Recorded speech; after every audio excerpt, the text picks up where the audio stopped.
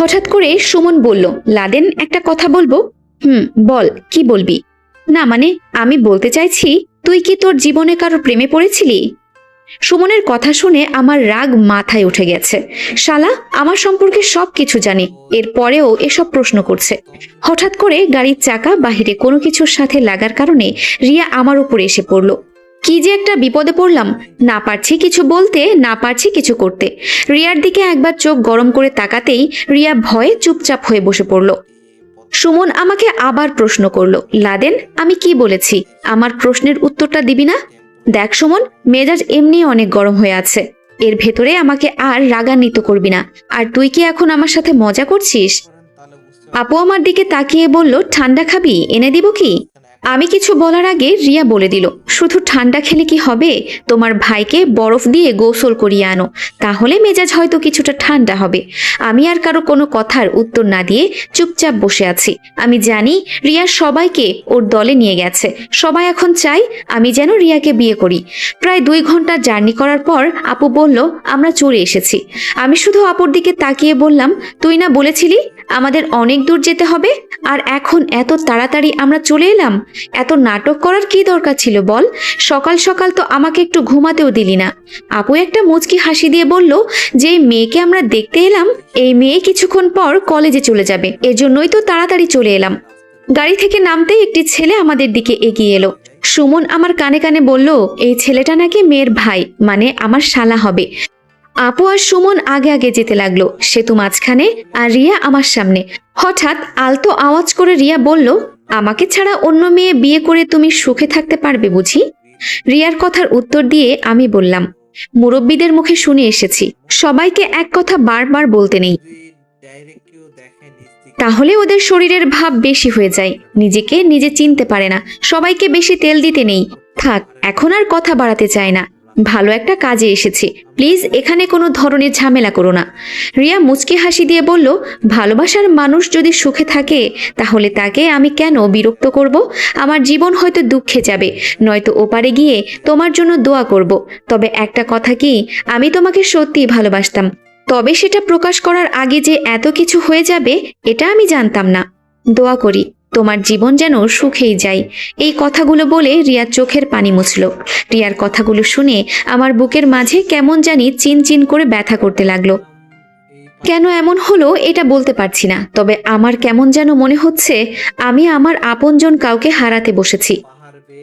বাসার ভেতরে গিয়ে সুমনের পাশে চুপচাপ বসলাম। আপু আর রিয়া ভেতরে গেল, সেতু আমাদের সামনে গিয়ে বসলো। সেতুর দিকে তাকাতেই সেতু আস্তে করে বলল, দোয়া করি মেয়েটা যেন কালো হয়, আর এই কি যেন বলে না, বয়ফ্রেন্ড নাকি। সুমন সেতুকে ধমক দিয়ে বলল, চুপ করবে সেতু, এসব কথা কেউ বলে, যদি ওদের কেউ শুনে ফেলে তো কি হবে? সেতু আর কিছু না বলে মন খারাপ করে বসে আছে। কিছুক্ষণ পর আপু আর রিয়া বাহিরে আসলো। আপু আমার পাশে বসে বলল, আমি বলছি না মেয়েটা তোর সাথে খুব মানাবে? সাথে রিয়াও তাল মিলিয়ে বলল, ওর সাথে খুব মানাবে, বলতে হবে মেয়েটা অনেক সুন্দর। রিয়ার কথা শুনে আমি ওর দিকে একবার তাকালাম। মনটা চাইছে রিয়াকে আপন করে নিতে, কিন্তু কোনো এক বাধার কারণে পারছি না। আমি জানি রিয়া ওর ভেতরে কতটা কষ্ট চেপে রেখে এসব কথা বলছে, যে কিনা আমাকে এত ভালোবাসে, আর আজকে আমার জন্যই ও মেয়ে দেখতে এসেছে। আমি বুঝতে পারছি না ও কিভাবে এখানে আছে। কিছুক্ষণ পর মেয়ের মা বাবার সাথে আমার পরিচয় হলো। সব মিলিয়ে মোটামুটি সবকিছুই ঠিকঠাক আছে। অনেকক্ষণ পর মেয়েকে আমাদের সামনে নিয়ে আসলো। সুমন আমার কানে কানে বলল, মুখ তুলে একবার সামনে তাকিয়ে দেখ, ভালোই সুন্দর আছে, তুই কি বলিস? সুমনের কথা মতো সামনে তাকিয়ে দেখি সত্যি সুমনের কথাই ঠিক, মেয়েটা মোটামুটি ভালোই সুন্দর আছে, তবে পিচ্ছি। মেয়ের বাবা আপুকে বলল, তা মা কিছু হা না উত্তর দাও। আপু আমার দিকে তাকিয়ে ইশারা করে বলল, কি পছন্দ হয়েছে? আমি আপুর দিকে না তাকিয়ে রিয়ার দিকে তাকালাম। রিয়ার চোখে প্রায় পানি আসবে আসবে অবস্থা হয়ে গেছে। এই মুহূর্তে আমি কি বলবো ভেবে পাচ্ছি না, তবে হাসি মুখে আপুর দিকে তাকালাম। আপুও হাসি মুখে বলে দিল, মেয়ে আমাদের পছন্দ হয়েছে, এখন কথাবার্তা বলে সবকিছু ঠিকঠাক করে ফেলি। মেয়ের বাবা বলল, সকালে আসতে বলেছি দেখে আপনারা আবার কিছু মনে করেন নাই তো? আমার মেয়ের আবার পরীক্ষা চলছে তো, এজন্যই বললাম। সুমন মেয়ের বাবাকে প্রশ্ন করেই দিল, মেয়ের যদি পরীক্ষা চলে তাহলে ছেলে দেখেছেন কেন? আগে ভালো করে পড়াশোনা করবে, তারপর না হয়। মেয়ের বাবা হাসি দিয়ে বলল, আমিও এটাই চাইতাম, আমার মেয়ে আগে পড়াশোনা করবে, তারপর বিয়ের চিন্তা করবে, কিন্তু আমার মা মৃত্যুর পথযাত্রী, ওনার একটা আবদার, যাওয়ার আগে আর কি নাতিন। সুমন মেয়ের বাবাকে থামিয়ে বলল, বুঝেছি আঙ্কেল, আর বলতে হবে না, এখন কিভাবে কি, আর আপনাদের মত কি?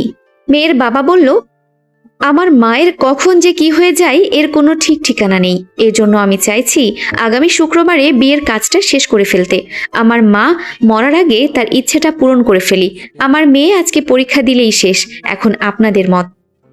আমি তো চোখ বড় করে আপুর দিকে তাকালাম। রিয়া হঠাৎ কণ্ঠস্বর নিচু করে বলল, সুমন ভাইয়া, আমি ভেতরে আছি, যদি কোনো দরকার লাগে আমাকে বলবেন, কেমন? আপু আমার দিকে তাকিয়ে একটা হাসি দিল। মনে মনে বললাম, আজকে কি নিজের বিপদ নিজেই ডেকে আনছি নাকি? আমাকে কোনো কিছু জিজ্ঞাসা না করে সুমন উত্তর দিল, আলহামদুলিল্লাহ, আমরাও রাজি আছি। আমার বন্ধু এমনিই চাকরি করে, কয়েকদিন ছুটি নিয়ে এসেছে, আর এই সুযোগে কাজটা সেরে ফেললে ভালো হবে, কি বলেন? মেয়ের বাবাও হাসি মুখে বলল, তাহলে এই কথাই রইল, আমার মেয়ে হয়তো কিছুক্ষণ পর পরীক্ষা দিতে চলে যাবে, তা তোমরা কি কেউ আমার মেয়ের সাথে আলাদা করে কথা বলতে চাও? আপু শুধু বলল, মেয়ে রাজি থাকলেই হবে, কথা বললে আর কি হবে।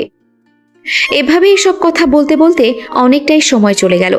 খাওয়া দাওয়া করে বাসার উদ্দেশ্যে সবাই রওনা দেব বলে বাসা থেকে বের হলাম। তবে আমি শুধু বারবার রিয়ার দিকে তাকিয়ে দেখছি, রিয়া একটাও কথা বলে নাই, কেমন যেন চুপচাপ হয়ে গেছে। গাড়ির ভেতরে সেতুর পাশে গিয়ে রিয়া বসলো, আর আমি আপুর পাশে।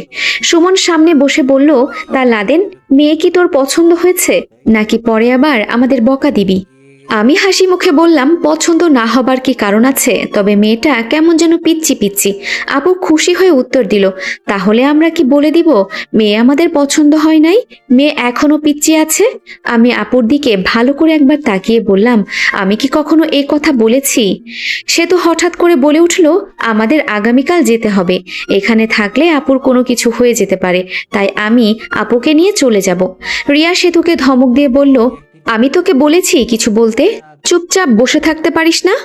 এই পর্যন্ত বলে রিয়াও চুপ হয়ে গেল। আমি এখন সত্যি বুঝতে পারছি না আমি কি করব।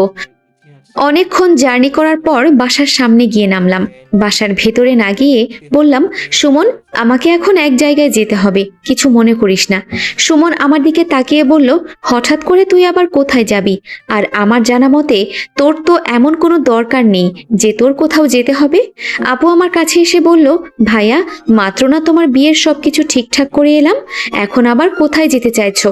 আপু, এমার্জেন্সি একটা দরকার পড়ে গেছে, হঠাৎ, কিছু মনে করো না, আমি যাব আর আসবো। পাশ থেকে সুমন বলল, তুই যাবি, কোনো সমস্যা নেই, তবে তোর সাথে রিয়াও যাবে। বলা তো যায় না, তুই যদি আমাদের। দেখ সুমন, তুই আমার বন্ধু, আবার আমার বোনের জামাই হিসেবে আমি তোকে মানি। আমি কি তোর সাথে মিথ্যে কথা বলবো বল? আচ্ছা ঠিক আছে, যা, সমস্যা নেই, তবে আজকেই চলে আসবি। রিয়া আমার কাছে এসে আমার হাতে মোবাইলের মতো কি একটা দিয়ে বলল, যদি কোনো বিপদে পড়ো তাহলে আমাকে জানিয়ে দিও, আমি চলে আসব। রিয়ার জিনিস রিয়ার হাতে দিয়ে বললাম, যেই মেয়েকে আমার সাহায্য করতে হয় সব সময়, সে আবার আমাকে কি সাহায্য করবে? আমার কথা শুনে লজ্জায় রিয়া কোনো কিছু না বলে চুপচাপ আপুর পিছনে গিয়ে দাঁড়িয়ে পড়ল। আমি আর কোনো কিছু না বলে সামনে যেতে লাগলাম। তবে শেষে রিয়াকে আমার এসব কথা বলা ঠিক হয় নাই। নিরিবিলি একটা জায়গায় গিয়ে ডানা মেলে শূন্যে উড়াল দিলাম। মাঝে মাঝে একটা বিষয় চিন্তা করলে খুব ভালো লাগে। আগে ছিলাম কি আর এখন হয়েছি কি, হ্যাঁ, চিন্তা করা যায়? নিচে নেমে কোনো মতে মুখ ঢেকে আমাদের বাসার দোকানের সামনে গেলাম। কতদিন পর আমার নিজের বাড়িতে এসেছি, মনটাই ভরে গেল। মুক্তা আমাকে ভেতর থেকে দেখে একেবারেই চিনে গেল। মুক্তা আমাকে দেখার সাথে সাথে দোকান বন্ধ করে সামনে হাঁটতে লাগলো। আমিও ওর পেছনে পিছনে যেতে লাগলাম। কিছুক্ষণ পর মুক্তা নিরিবিলি একটা পরিবেশে দাঁড়িয়ে বলল, কেমন আছো লাদেন? মুক্তার মুখে আমার নাম শুনে আমি খুব অবাক হলাম। তাও মুক্তার কথার উত্তর দিয়ে বললাম, এই তো আলহামদুলিল্লাহ ভালো, তুমি? মুক্তা হাসি মুখে বলল, আমি অনেক অনেক ভালো আছি, যা বলার বাহিরে। তুমি আমার জন্য যা কিছু করেছো না, কি বলবো আর তোমাকে। আমাকে নতুন করে বাঁচতে শিখিয়েছো তুমি। তবে একটা কথা, তোমাকে আর পালিয়ে বেড়াতে হবে না। আমি সেই দিনই থানায় গিয়ে তোমার আম্মুকে যারা খুন করেছে তাদের ধরিয়ে দিয়েছি। আমার কাছে ভিডিও ফুটেজ ছিল, আমি কোনো এক কারণে ভিডিও করে রেখেছিলাম, কিন্তু কোনো একদিন যে এর প্রয়োজন হবে তা আমি জানতাম না। কোর্টে তোমাকে নির্দোষ প্রমাণিত করেছি আমি। তুমি ছিলে না, আমি বলেছি তুমি পালিয়ে অন্য কোথাও আছো। শুধু একদিন সময় করে কোর্টে গিয়ে দেখা করে আসবে। আর তোমার চাচা চাচি সব সময় আমাকে তোমার কথা বলে। তুমি কই আছো, আমি যেন তাদেরকে তোমার কাছে নিয়ে যাই। তুমি একা এত কিছু কিভাবে করলে? মুক্তা মাথা নিচু করে বলল, জীবনটাই তো অহংকার করে কাটিয়ে দিলাম। আবার যখন যাকে পারতাম তাকে ব্যবহার করতাম। আর আমি এসব করতে পেরেছি একজনের জন্য, যে আমাকে এখানে আসার পর থেকে সব সময় সাহায্য করেছে। সেই ছেলেটি হলো রাসেল। আমি হাসতে হাসতে বললাম, তাহলে শেষমেশ ভালোই হয়ে গেলে। তার টাকা পয়সা? মুক্তা আমাকে থামিয়ে দিয়ে বলল, দোকান দেখিয়ে ব্যাংক থেকে লোন নিয়েছি। সবকিছু বুঝলাম। আচ্ছা, সমস্যা নেই, আমি কয়েকদিন পর আসছি, চিন্তা করো না। আর মায়া আর আমার সৎ বাবা কি করতো? মুক্তা এই সম্পর্কে কোনো কিছু না বলে বলল, ওদের কথা বাদ দাও, অন্য একদিন বলবো। আজকে আমার মুড ভালো আছে। এসব বলে এখন আর মনটাকে খারাপ করো না। তা তোমার কি খবর? আমার আবার খবর, আজকে মেয়ে দেখে আসলাম।